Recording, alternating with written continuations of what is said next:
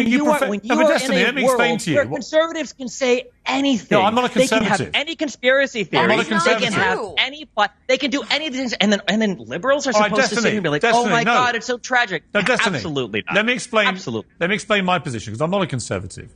I'm not on either side in your race, right? Here's what I think about what you did.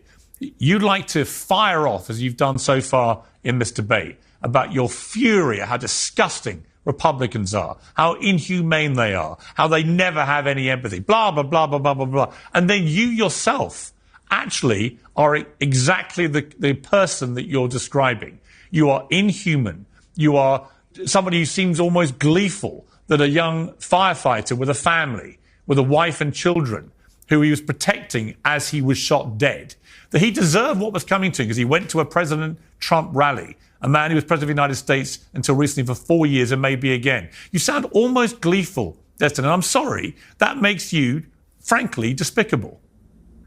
I don't think I'm gleeful about anything. I don't think anybody should die. I don't think anybody deserves to die. But you want to talk about gleeful? Look at the conservative response to Pelosi's husband when they broke in. I can answer that. Mainstream media figures I can answer that. I don't care. I can answer that. With all due respect, I don't care what your answer is. Let me answer that. The reality is that conservatives have been turning the temperature up on the rhetoric. They have been making fun of these types of events for years. And now when something happens to them, now they're looking for sympathy from the liberal side? Absolutely not. It's insane. It's unhinged that you can conduct yourself in such a manner and expect people to feel sorry when things happen. Why should anybody on the right listen to a word of your hectoring and lecturing about how they should behave? And by the way, for the record, the mockery of Nancy Pelosi's husband when he was attacked by an intruder with a hammer was also despicable, right? I can see despicable behavior on all sides, and I'm happy to call it out when I see it. You, however, want to present yourself as this great kind of standard bearer of decency,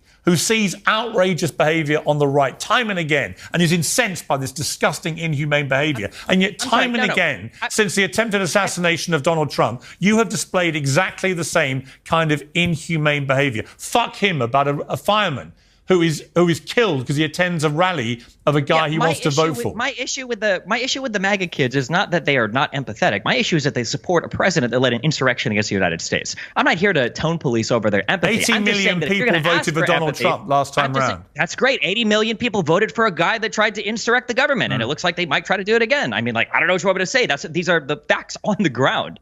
The idea that you don't like attacks on democracy. So presumably you would unreservedly condemn the attempted assassination of Donald Trump, because that's one of the most egregious attacks on American democracy of modern times. Presumably, you will take this opportunity, given you are so determined to protect the integrity of democracy, you would find it absolutely outrageous that someone has tried to assassinate a president, right?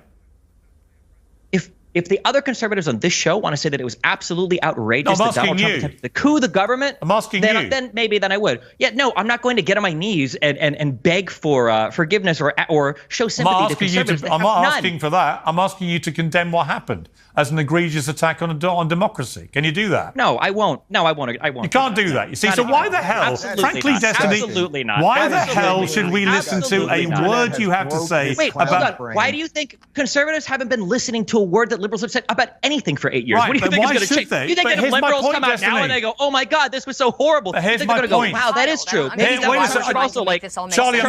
Charlie, I'll bring you in at the end of this, I promise you, and you'll get a good chance to respond. But here's my problem, Destiny, with your whole position on this, right, is that you don't actually have anything inside you that you want the other side to have. You don't have any of the empathy. You don't have any sympathy. You don't care that someone tried to assassinate Donald Trump. You don't care that a young fireman with a family was killed in the process. You don't actually. You are not the person you want these other people to be. And all you do is play whataboutery with every question I give you.